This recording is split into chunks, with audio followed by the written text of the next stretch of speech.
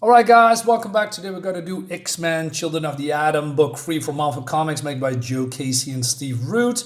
We can continue this series because after this, there's only one left, and we're going to find out if it's the conclusion actually worth the whole book.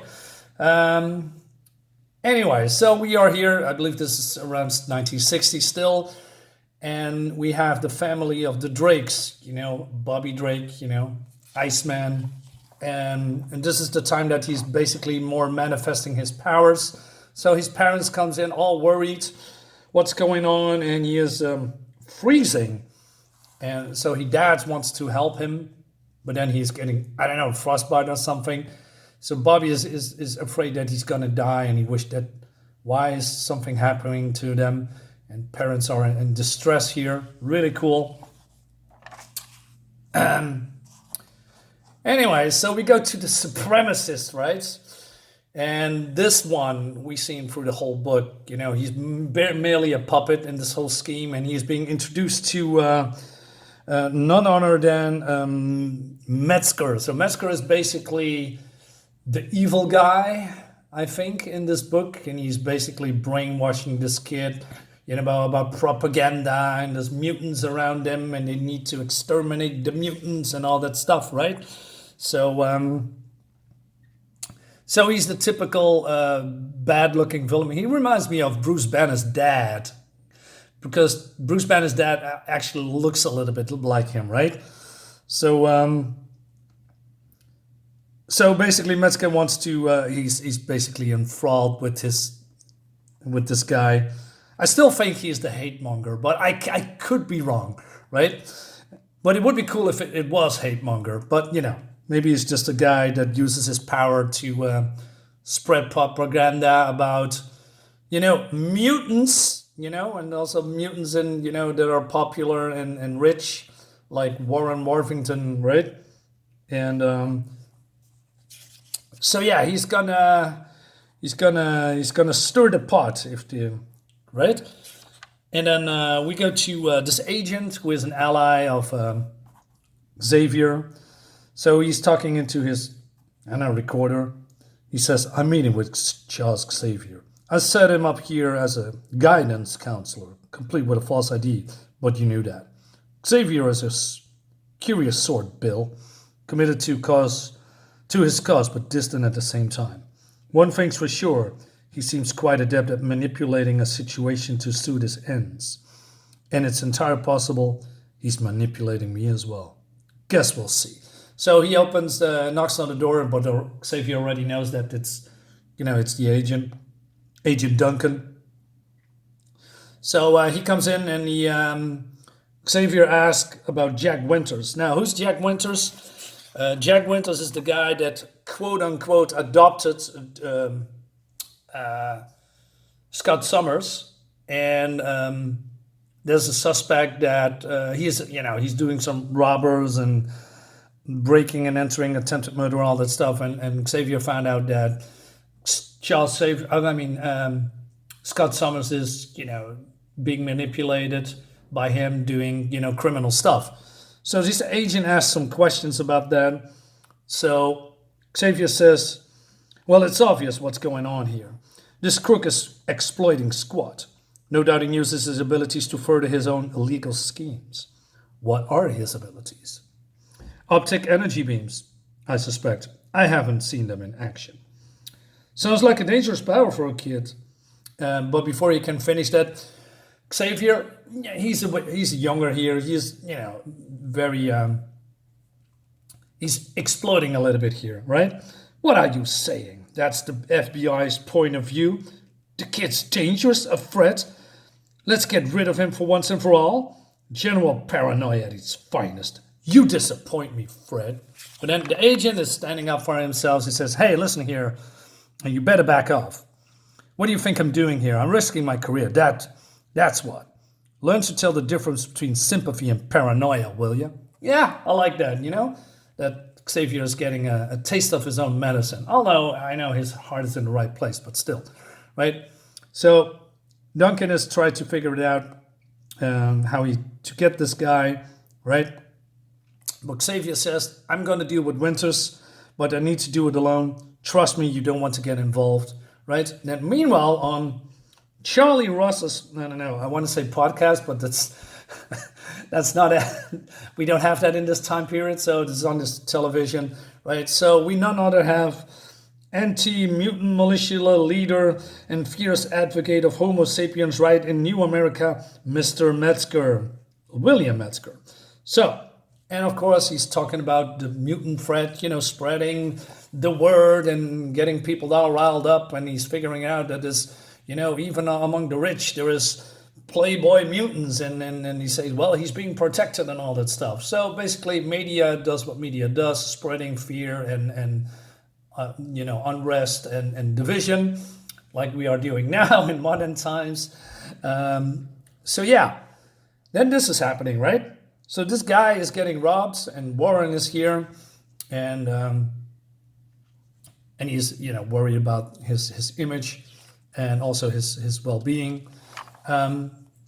So Warren changes somewhat. He puts on a mask. He takes out this trash, literally and figuratively, and he saves the day. But no, oh no, the owner of the store rather wants to bash his brain in, but he doesn't mind being robbed with a gunpoint at his well, at his, how do you say that? At his, you know what I mean, right? Anyway, so yeah, muty scum, get out of here. And if the president cannot keep this house in order, free from this genetic virus that is spreading across this nation, then maybe it's time for new leadership to step up, right? Okay, so he's doing that kind of stuff. So Warren comes back to his house, and he's tired and upset, and he's trashing all this stuff around, and then,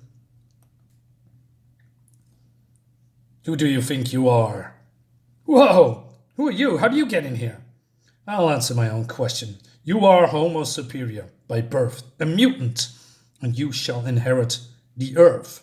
Well, if you can see his boots, you know exactly who this is, right? So yeah, this mysterious figure says, has it not occurred to you that you are a king amongst peasants, so far above them you frighten them? Evolution is now, Warren Worthington, embrace your destiny.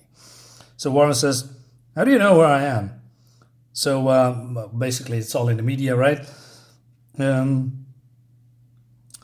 So this guy says, they hate you if they knew the truth. They would burn you at the stake. Even now, they seek to expose and vilify you. This is a new era where humanity is an outmoded idea that no longer works.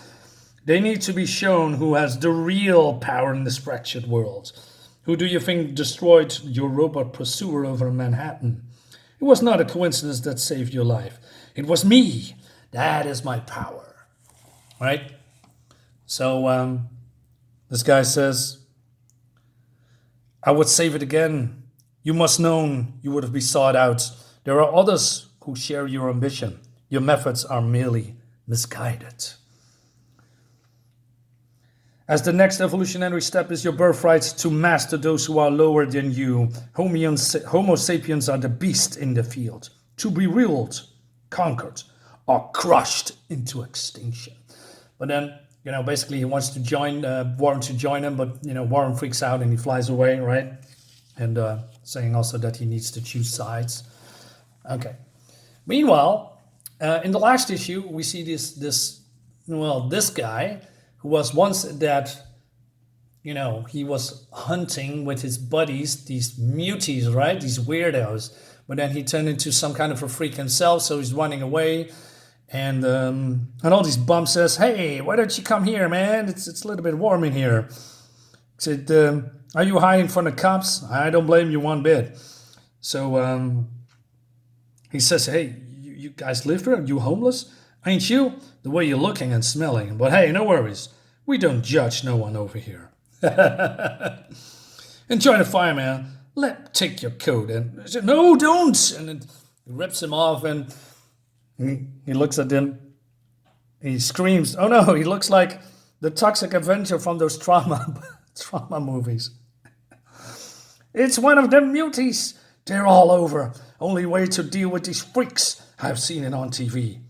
And yeah, this guy gets it. Meanwhile, at this reactor, I guess, or this nuclear power plant. So yeah, in the last issue, this winter guy is, tried to infiltrate, rob this place because of the weapons and chemicals and all that stuff that he can sell to the highest bidder.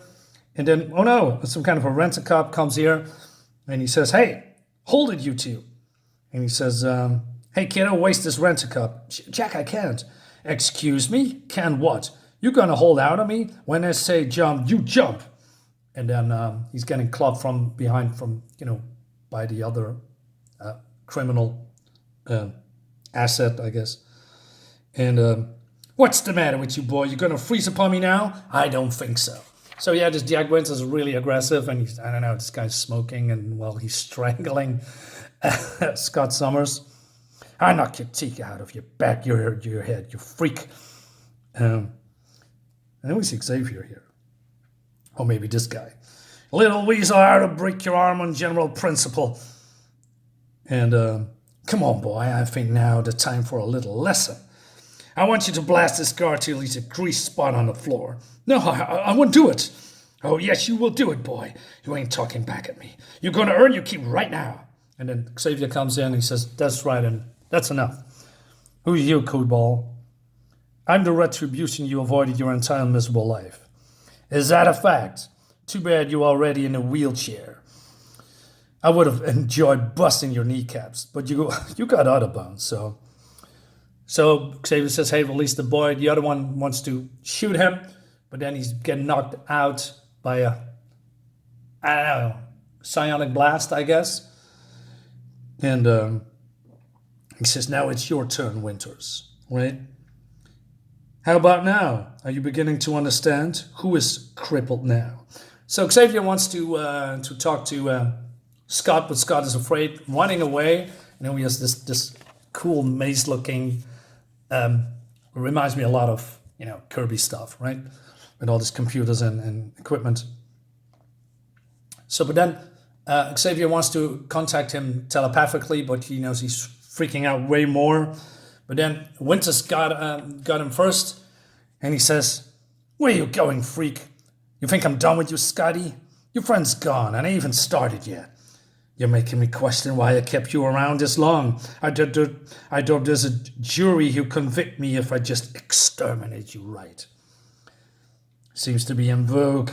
And he's, choking him and all that stuff. But then, this rent-a-cop, sounds the alarm. And, yeah, Scott has enough. He's fighting back. He's releasing his awesome, frightening power.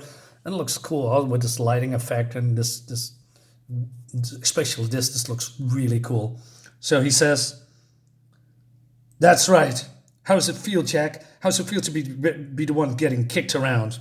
Great, when all this dust and debris and all that stuff and this, warping distortion energy around Scott's eyes. Pretty cool, right? So you want me to blast somebody, Jack? You want to see a grease spot? Maybe I should. Maybe we're all better off if I just let loose, huh? But I'm not going to. You're not going to push me that far. You can't hit me hard enough. No one can. Looks like you've got nowhere else to go, Scott. Stay locked up in the tiny room he kept you in, the small world you all know all your life. There is some alternative worth considering. Look, I'm not asking you to trust me. Just hear me out. You may discover the world's not so small after all. And that leads us to the next one. Right. I like this one. I wonder if the conclusion, because there's only 4. I mean, we don't have seen much of the Beast yet. Barely nothing about Jean Grey. Scott is, Iceman is barely in it, right? Except for this little bit of an introduction that he's, activating his mutant powers. So, but maybe it's not evolving around the about the rest of them, but we have also, spoiler, Magneto in the mix and Hate Monger. We'll see, guys. Thank you so much for watching. Let me know in the comments what you think about it. As always, see you next time. Bye bye.